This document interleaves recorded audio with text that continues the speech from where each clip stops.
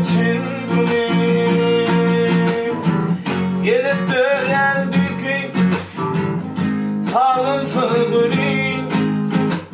yine de min gerek bulunmayı sana gelip dönen büyük sağlıntı gülün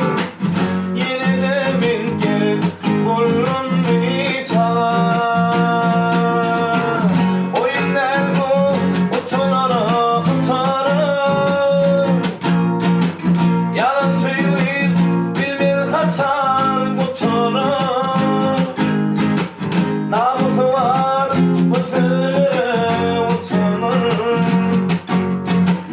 Yine de min gerek